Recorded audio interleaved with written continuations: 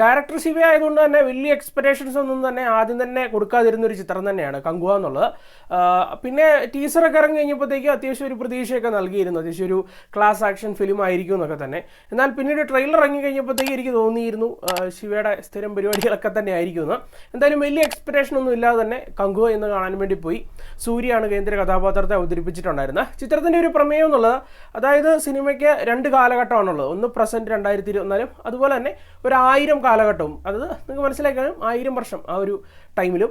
എന്തായാലും ഈ ഒരു 2 കാലഘട്ടത്തിലും നമ്മുടെ ചിത്രത്തിലെ 2 നായകന്മാരുണ്ട്. ഇവരെ കണക്ട് ചെയ്യിപ്പിക്കുന്നതായിട്ട് ഒരു ചെറുക്കനുമാണ്. അപ്പോൾ ഈ ചെറുക്കൻ ആരാണ്, ഇവരുടെ രണ്ടിൻ്റെ സ്റ്റോറി എന്താണെന്നൊക്കെ തന്നെ കാണിച്ചു തരുന്നതാണ്. അല്ലെങ്കിൽ കങ്കുവ ഫ്രാൻസിസ് എന്ന് പറയുന്ന 2 ക്യാരക്ടേഴ്സാണ്. അപ്പോൾ ഇവരുടെ ആ ഒരു സ്റ്റോറി എന്താണെന്നൊക്കെ കാണിച്ചു തരുന്നതാണ് സിനിമ എന്ന് പറയാൻ സാധിക്കും. സിനിമ എങ്ങനെയുണ്ടെന്ന് ചോദിച്ചു കഴിഞ്ഞാൽ, നിങ്ങൾക്ക് ഇപ്പോൾ വലിയ എക്സ്പെക്ടേഷൻ ഉണ്ടെന്ന് വെച്ചു. ഇതൊരു ബ്രഹ്മാണ്ഡ സിനിമയാണ്, സൂര്യയുടെ ഒരു കംബാക്ക് ആകാൻ ചാൻസ് ഉള്ള ഒരു സിനിമയാണ്.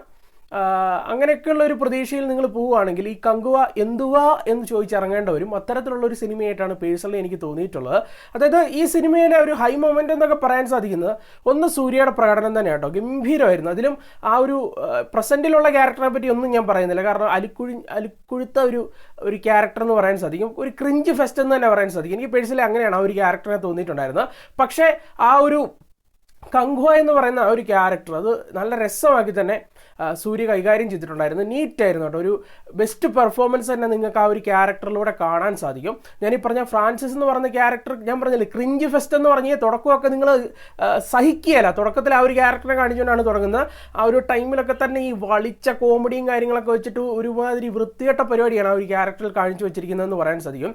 പിന്നെ അടുത്തതായിട്ട് പറയേണ്ടത്, ഞാൻ ഈ പറഞ്ഞ പോലെ ഹൈ മൊമെൻ്റ് ഒന്ന് ഇദ്ദേഹത്തിൻ്റെ പ്രകടനം, 2 എന്നുള്ളത് ആക്ഷൻ കൊറിയോഗ്രഫി എന്നുള്ളൊരു കാര്യമാണ്. അത്യാവശ്യം നീറ്റായിട്ട് തന്നെയാണ് ആ ഒരു കാര്യം കൈകാര്യം ചെയ്തിട്ടുണ്ടായിരുന്നത്. അതും ആദ്യ പകുതിയിലൊക്കെ തന്നെ കുറച്ച് ആക്ഷൻസ് ഒക്കെ കൊണ്ടുപോകുന്നുണ്ട്.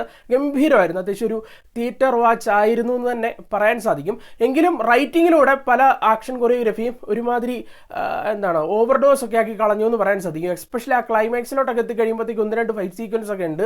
നിങ്ങൾ ആ ട്രെയിലറിലൊക്കെ കണ്ട പോലെ തന്നെ ആ ഒരു പ്ലെയിൻ്റെ മണ്ടയിൽ കടന്നുള്ള പരിപാടികളും, അതുപോലെ തന്നെ ക്ലൈമാക്സിൽ ഒരു 10-100 പേരെ ഒറ്റയ്ക്ക് നായകൻ നേരിടുന്ന ഒരു സംഭവമുണ്ട്. അതിനായിട്ട് അദ്ദേഹം കാണിക്കുന്ന കോപ്രായങ്ങളൊക്കെ കുറേ ഉണ്ട്. അൺസഹിക്കബിൾ ആയിരുന്നു. റൈറ്റിങ്ങിൻ്റെ വിഷയമാണ്, ആക്ഷൻ സീക്വൻസിൻ്റെ എന്ന് പറയാൻ സാധിക്കില്ല. എങ്കിലും ആക്ഷൻ കൊറിയോഗ്രഫി ഒക്കെ ഗംഭീരമായിരുന്നു. കൂടാതെ ടെക്നിക്കലി നോക്കി കാണുമ്പോഴത്തേക്കും സിനിമാറ്റോഗ്രഫി വർക്ക് ഗംഭീരമായിരുന്നു. ചിത്രത്തിൻ്റെ മ്യൂസിക് വർക്ക് തീർച്ചയായിട്ടും പറയാൻ സാധിക്കും. അത് ഗാനങ്ങൾ എന്നുള്ളൊരു കാര്യത്തിനോട് വലിയ യോജിപ്പൊന്നും എനിക്ക് തോന്നിയില്ല. BGM സ്കോറും കാര്യങ്ങളൊക്കെ തന്നെ അത്യാവശ്യം നീറ്റായിട്ടാണ് നിന്നിട്ടുണ്ടായിരുന്നത്. പിന്നെ ചിത്രത്തിൽ അത്യാവശ്യം എഫക്ട്സ് വർക്കുകളും കാര്യങ്ങളൊക്കെ യൂസ് ചെയ്യുന്നുണ്ട്. VFX ഒന്നും അത്രയും മികച്ചതാണ് എന്നൊന്നും പറയാൻ സാധിക്കില്ല. പക്ഷേ CGI വർക്കും കാര്യങ്ങളൊക്കെ തന്നെ അത്യാവശ്യം നീറ്റായിട്ടൊക്കെ കൊണ്ടുവരാൻ ശ്രമിച്ചിട്ടുണ്ട്. മൊത്തത്തിൽ പറയുമ്പോഴേ ഈ സിനിമയുടെ ഒരു ഡ്രോബാക്ക് എന്ന് പറയാൻ സാധിക്കുന്നത് സിനിമയുടെ വീക്കായിട്ടുള്ള റൈറ്റിംഗ് എന്നുള്ളൊരു കാര്യം തന്നെയാണ്. ചിത്രത്തിൻ്റെ കഥയിലൂടെ ഇമോഷൻസ് കൊണ്ടുവരാൻ ശ്രമിക്കുന്നു, ഇതിനുള്ളിൽ കുറച്ച് ഫാൻറ്റസി എലമെൻറ്റ്സ് കൊണ്ടുവെക്കുന്നുണ്ട്, ആക്ഷൻസ് കൊണ്ടുവെക്കുന്നുണ്ട്. ഇതെല്ലാം ഒന്നും തന്നെ നമുക്ക് അങ്ങനെ വലിയ ഇമ്പാക്ട്ഫുൾ ആയിട്ട് റൈറ്റിങ്ങിൽ തോന്നില്ല. എസ്പെഷ്യലി പറയേണ്ടത്, ഈ സിനിമയ്ക്കുള്ളിൽ ഒരു കുട്ടിയും കങ്കുവ എന്ന് പറയുന്ന ക്യാരക്ടർ, അല്ലെങ്കിൽ നായകൻ, 2 നായകന്മാരുണ്ട്, ഇവരുമായിട്ടുള്ള ഒരു കണക്ഷൻ, ഇമോഷണൽ കണക്ഷനൊക്കെയാണ് കാണിക്കാൻ ശ്രമിക്കുന്നത്. അതൊന്നും യാതൊരു വിധത്തിൽ റൈറ്റിങ്ങിൽ കൊണ്ടുവരാൻ സാധിക്കുന്നില്ല എന്നുള്ളതാണ് വസ്തുത എന്ന് പറയാൻ സാധിക്കും. കൂടാതെ ഈ ഒരു സിനിമയ്ക്കുള്ളിൽ ഞാൻ ഈ പറഞ്ഞ പോലെ 2 കാലഘട്ടങ്ങളിൽ 2 ക്യാരക്ടേഴ്സാണ്. ഇവരെ ബന്ധിപ്പിക്കുന്ന ഒരു കുട്ടിയാണ്.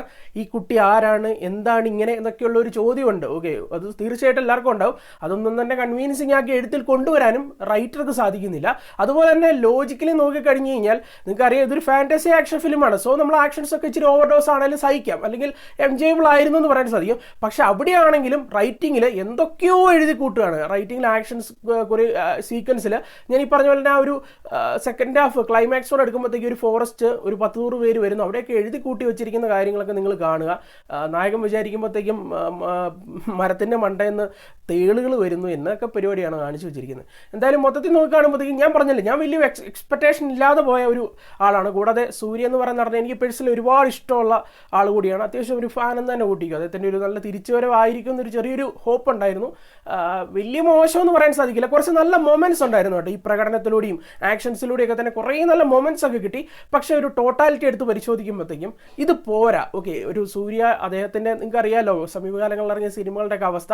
അപ്പോൾ അതൊക്കെ വെച്ച് നോക്കി കഴിയുമ്പോഴത്തേക്കും അദ്ദേഹത്തിൻ്റെ കംബാക്കിന് പറ്റിയ ഒരു മെറ്റീരിയൽ ആയിരുന്നു കങ്കുവ എന്നൊന്നും പറയാൻ സാധിക്കില്ല. എന്തായാലും നിങ്ങൾ കണ്ടു നോക്കുക. ഞാൻ പറഞ്ഞ പോലെ തന്നെ ഓവർ എക്സ്പെക്ടേഷൻ കൊടുക്കുകയാണെങ്കിൽ എന്തുവാ എന്ന് പറഞ്ഞ് ഇറങ്ങേണ്ടി വരും.